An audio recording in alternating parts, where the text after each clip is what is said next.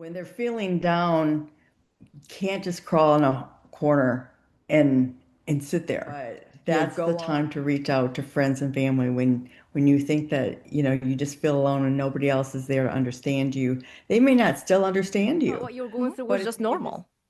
And that's what everybody right. else is thinking. Everyone is thinking, oh, I'm just sad. They're not gonna, Mhm. no one is depressed, is actually gonna admit to themselves that they're depressed.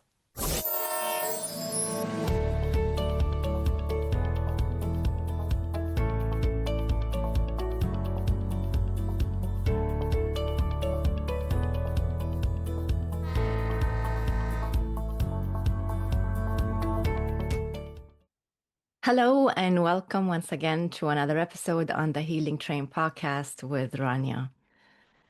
Today's guest, Jeanette. She is an entrepreneur, speaker, longtime Mary Kay consultant with over 40 years of experience empowering women to feel confident and beautiful from the inside out. A U.S. Air Force veteran and military spouse, Jeanette's life has been shaped by service, resilience, and constant transition, including 13 moves across the country. While achieving significant professional success, Jeanette quietly battled years of depression before eventually being diagnosed with bipolar disorder. Today, she speaks openly about the realities of managing bipolar disorder, the setbacks, the lessons learned the hard way, and the practices that truly help create stability. Jeanette, welcome to the show. Thank you. Jeanette, I will start by saying a very small line, a quotation, and I have no idea who was by. I just found it somewhere online, and it says, diagnosis is not a label. It's a key to the door of understanding. Whoever said that, that was great, right? Yes, that's perfect. Now, in today's episode, we're going to be opening a conversation that's often misunderstood and sometimes deeply personal and more common than many of us realize. Right. We're going to be talking about bipolar disorder, and that would be through the lens of lived experience, not just textbooks. But Mhm. before we begin, I want to have a quick disclaimer here. Neither me or my guest are medical professionals. Let's get that one straight. This Right. conversation is not intended to diagnose, treat, or replace any form of mental health care. This episode and the conversation that we're going to be having today is purely for awareness, education, and human connection. All right, just need to make sure that I get that one out of the way. Okay. Now, whether you are personally living with bipolar disorder or you're supporting someone who is, or just simply trying to understand it better, we're here to speak about the emotional landscape, the hidden signs, and the reality behind the diagnosis that is still heavily misunderstood and often stigmatized. Mhm. Now that's a big word there. Stigmatized. I want to begin by explaining to those who may not know what it actually means by a bipolar disorder. And I will also refer to the source of where I got this from. Okay, this is again, I'm not making this one up. So, bipolar disorder is a mental health condition characterized by extreme shifts in mood, energy, and activity levels.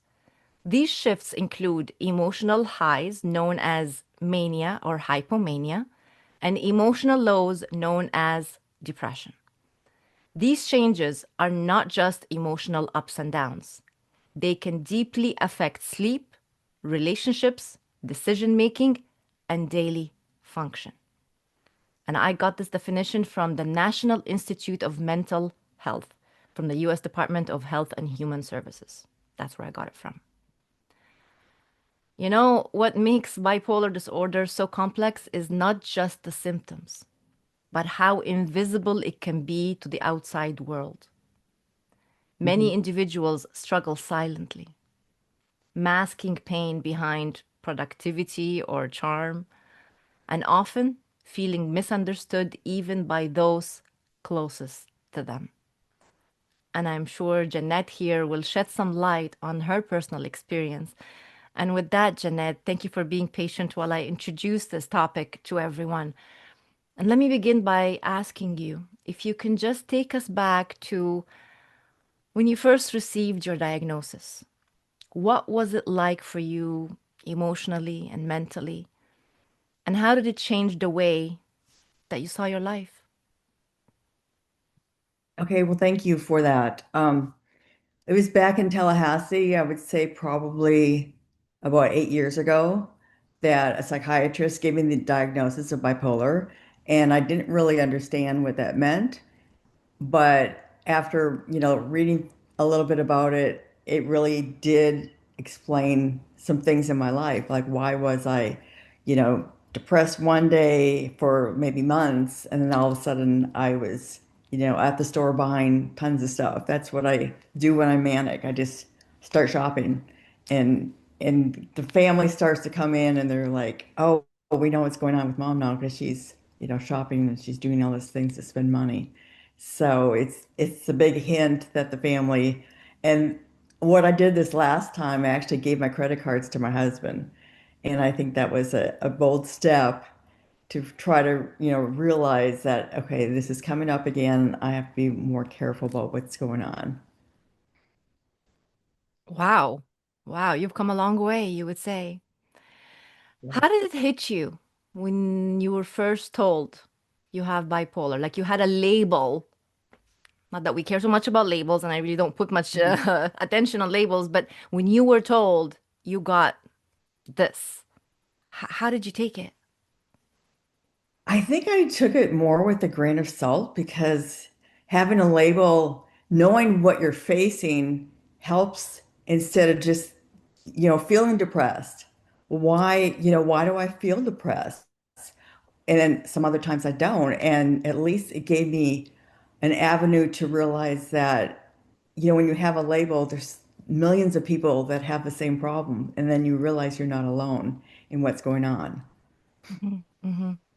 And now that everything seems clear to you, did you at some point sit back and say, there were actually these signs that you didn't know about yourself that perhaps would prepare you for the next phase to come? Like, were there any signs that you can now look back at other than the shopping? Because you just mentioned the shopping part, like this a habit that you got into doing. But were there Mhm. any signs leading up to it hitting you? Not really. Just knowing, like I said before, that having a label made a difference for me. And I know some people don't like labels, Yeah. but the fact that that does tell me, oh, that's what's going on with me. And, a friend of the family had the same problem. So when I really, she wrote something really long on her social media, and it back then for her to, come out and really say she was took a lot of bravery where I didn't follow that. I kept it to myself. I Mm, didn't want other people to know about that label. And so I just didn't tell people about it. Just my family knew.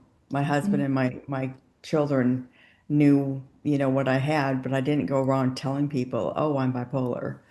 So, but I knew it, and it gave me a little bit sense of, having that knowledge of knowing, okay, this is what I have, what can we do about it?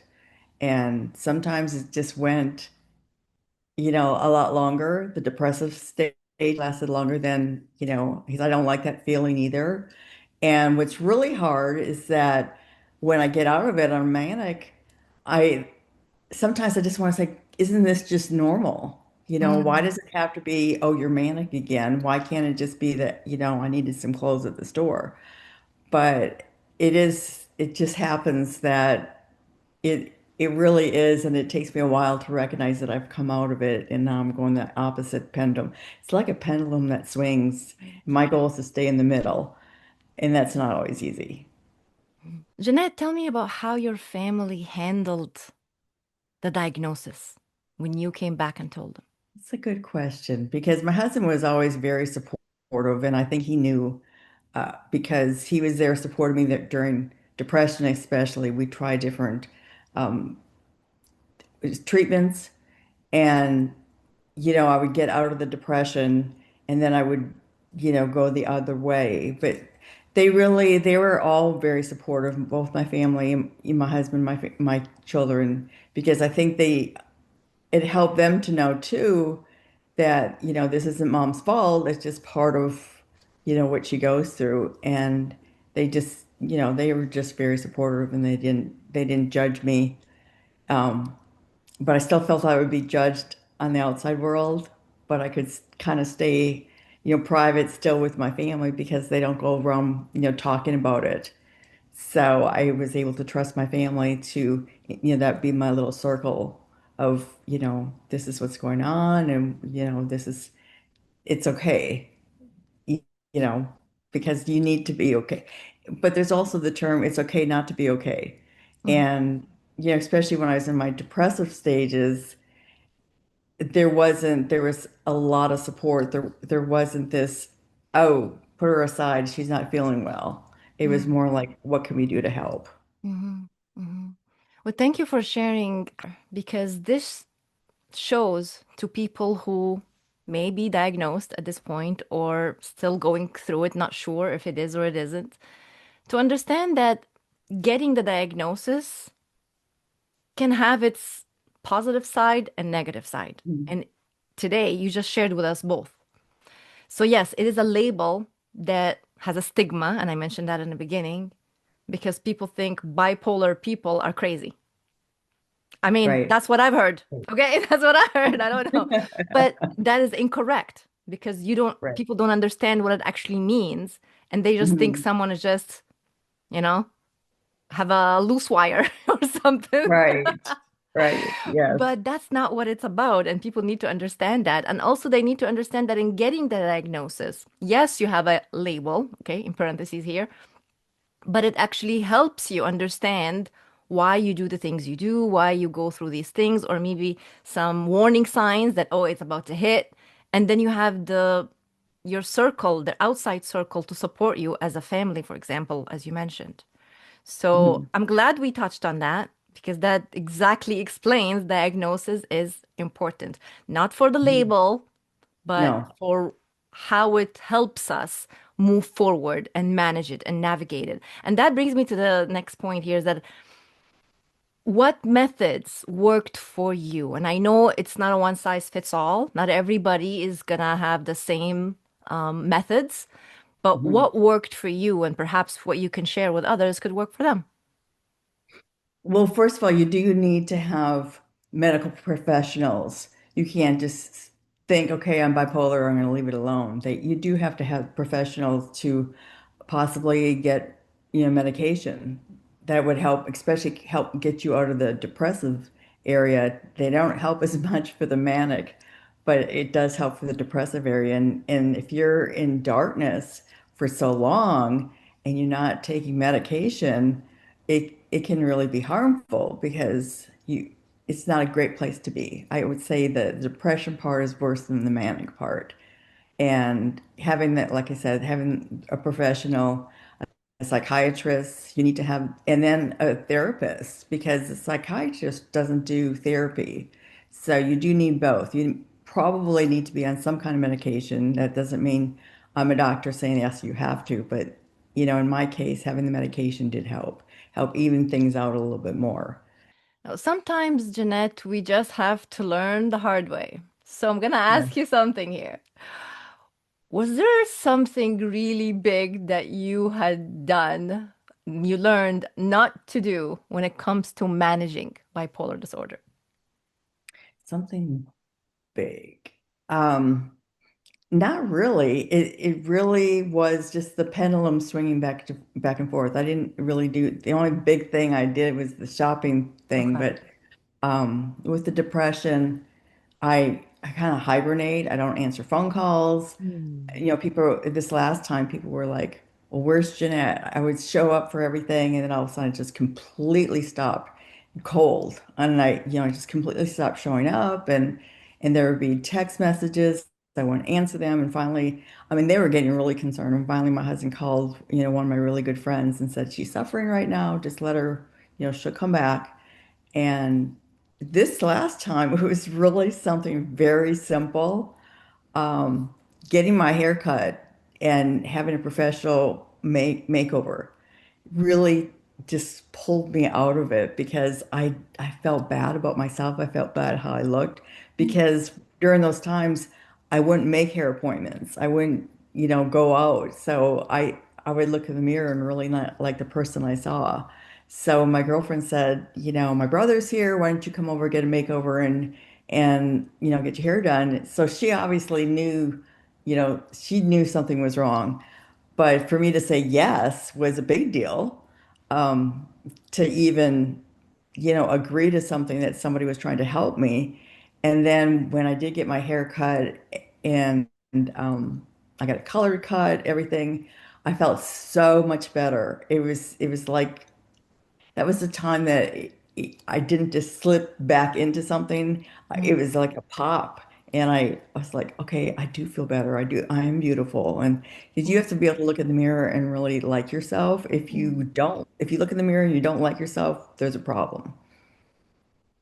Is that the advice you would give someone out there right now? Someone that who's battling bipolar in a depressive state? Would that be your best advice, or there are other things that you can tell them right now? Well, the whole thing of getting professional help is really important. And then, liking the person in the mirror and realizing that even though you might have a label, you still are a great person. And you have to, sometimes people call it mirror work, where you actually Mhm. are in the mirror and you're doing affirmations. I did that, during another period of time and when that was very helpful to actually look in the mirror and doing affirmations because then you realize, yes, there's a label, but there's something else I'm trying to think of. You're still a good person, even Mhm. though that label was put on you. You're still a good Yes, person. yes, yes. What are the thoughts and feelings someone with bipolar would experience before letting themselves kind of out of the closet and letting people know that they are battling this? Well, to actually go in the closet and not tell anybody. Mm. And, if you're afraid to tell somebody, not gonna, you're not gonna heal as fast. If you get courage and talk to people about it, even if you don't use the term bipolar, if you're just telling them, I was feeling really depressed for a while, and I'm sorry that I didn't return your calls. And that, just kind of explaining at least that part. And again, I didn't tell people, oh, I'm bipolar. And I'm starting to tell more people that. I think that's how you and I met, and I told you, um, where at first I would never, mention the label. I would just kind of disappear in myself, and that's not a right, that's not a good place to be. Mm-hmm, mm-hmm. So one word comes to mind that I'm thinking, but you can correct me. Shame? Oh, yes. And I didn't bring up that word. That is definitely a very good explanation that you think you're the only person going through this, Yeah. and that's not true. So there is a lot of shame there if you don't do some more research to find out, oh, you're not alone. Other people have the same problem. And that's why they have medication and different treatments. The last time I did something, I told you ECT, Mhm. I did TMS, which is transcranial. I don't know the whole term, That's okay. but with ECT, I couldn't drive. They actually put you under with anesthesia. But with the TMS, after you're done doing it, you can drive, and it's just, you don't have that same issue. And your memory doesn't go away like it does with the ECT. Mm-hmm, mm-hmm. Jeanette, I'm very glad that you've had access to therapy. And you say Yes. that's one of the main things, and you're encouraging it and telling people go get the professional help because you can't do it alone. But let's be realistic sometimes, okay? It's not possible for every single person to have access to this True. professional help.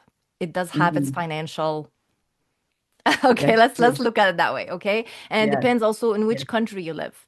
You may not have, the Okay. government may not have these free programs for everyone. It doesn't matter what Right. level, right? So I want to address everyone around the world who may be experiencing some of these symptoms, not knowing what it is. They would like to go and get assessed, but they can't for whatever reason.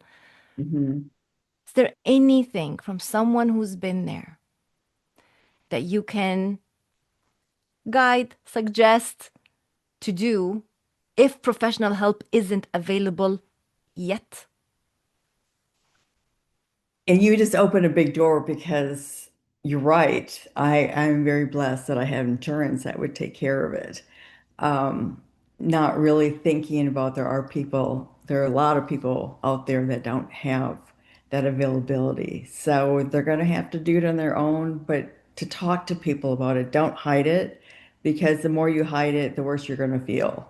So it's just, and maybe get some books from the library so you can understand it a little bit more also.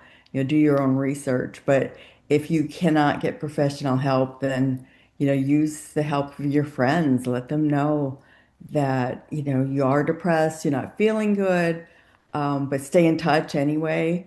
And I think that made a big difference, just knowing people were there for me instead of, just trying to do it on my own. I mean, Mhm. I received lots of calls, lots of texts, and just knowing that somebody is there. So, but if you don't have professional help, you're gonna have to just be open to people. You want to try it on your own, you want to hide it, but you can't. Well, the You thing is, really have to Jeanette, let people know.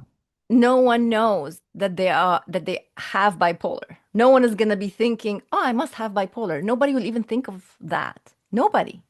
The only thing they know is the symptoms.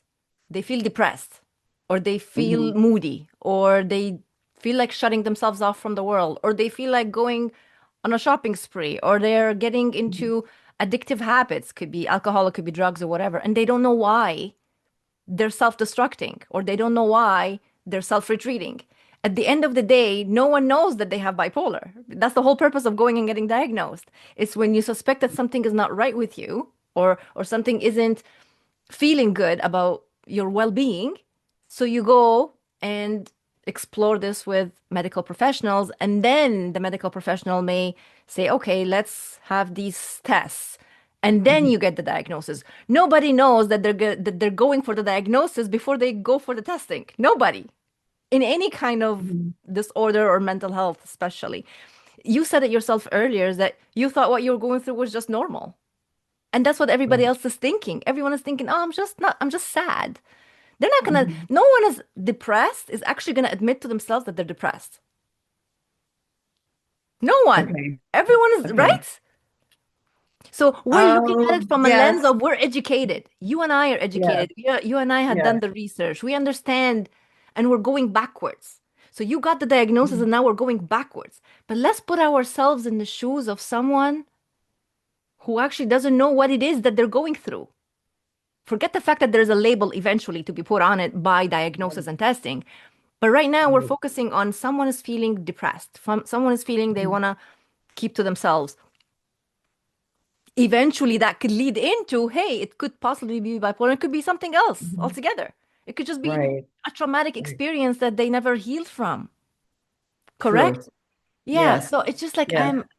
this is all coming to me right now as we are talking. See, I didn't think about this before, but I'm thinking about it right now as we're speaking, Yeah.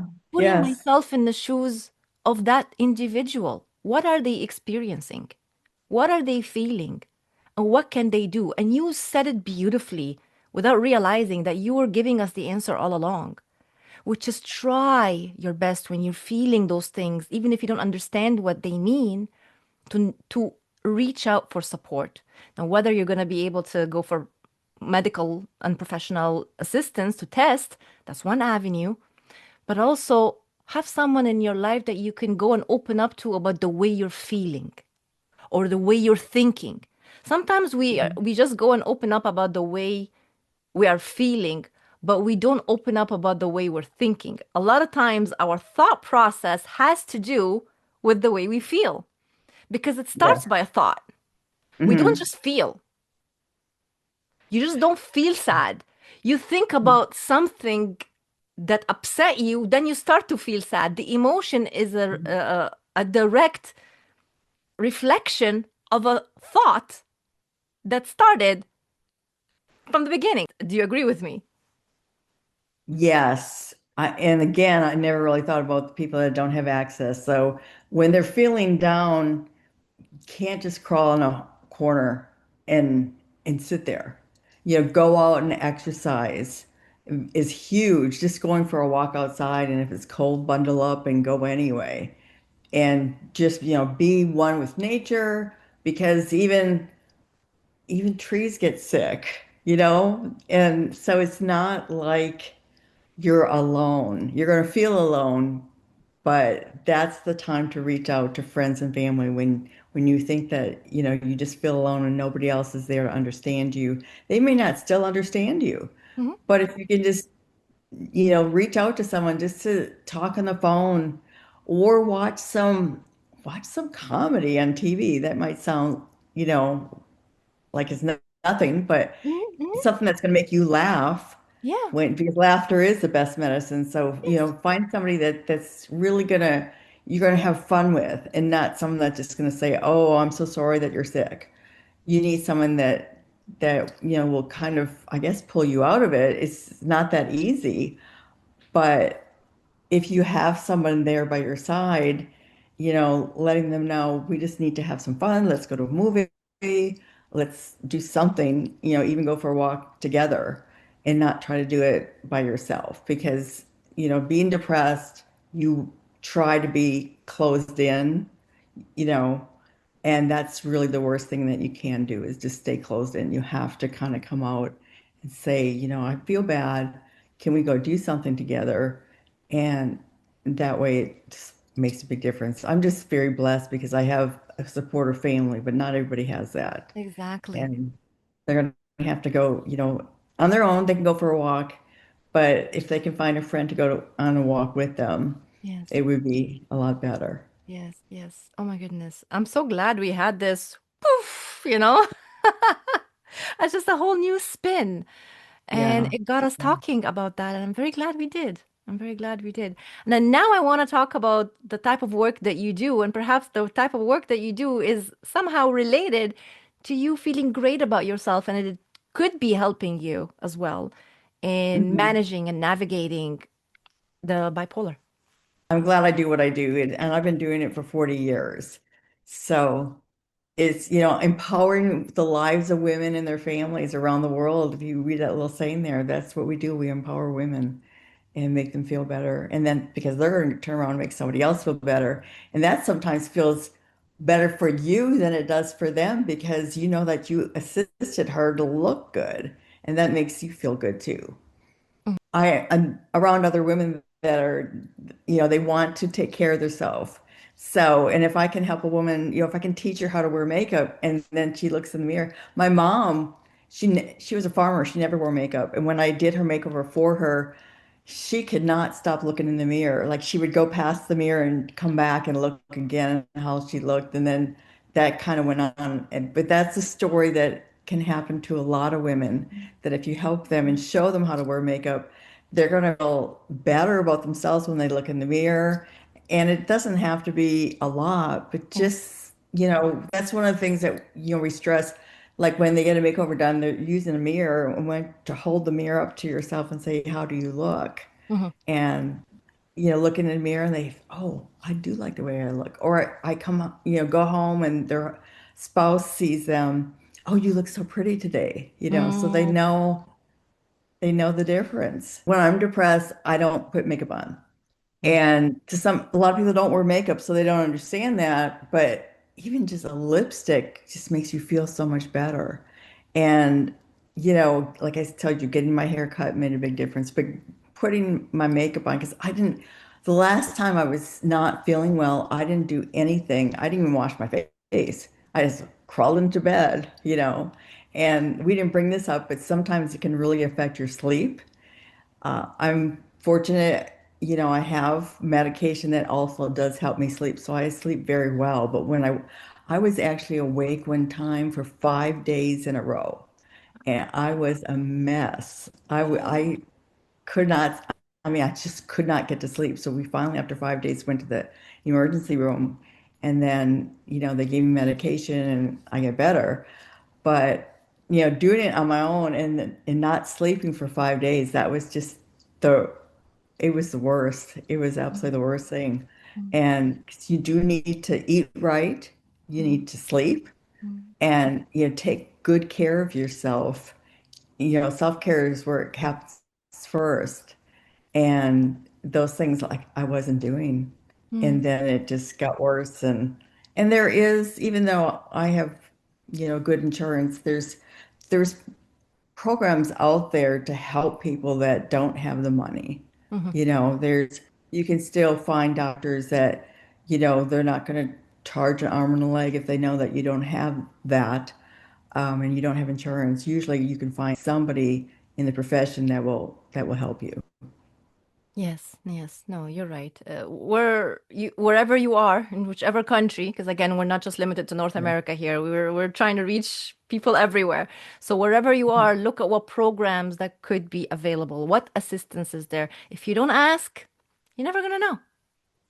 That's the bottom That's line. right. If you don't And you dig might into have a it, drawer full. Yes. And if you have a drawer full of lipstick, put it on. And I mean, that's what I do in that's my for the women. profession. What are I the men help supposed to women. do? Yes. Put on lipstick as well. No, but they could get, they could shave because they probably Okay. are not Yeah, shaving. They're put probably it on. growing a goatee. But yeah, they could shave, they could shower and shave and put on a clean shirt will make a big difference to the guys too. Yes. So, no, I'd expect them to put lipstick on, but really taking a shower and getting their hair cut. They still need a haircut. Yes. Yes. And sometimes they Self-care. can cut their own hair. Yes. Self-care.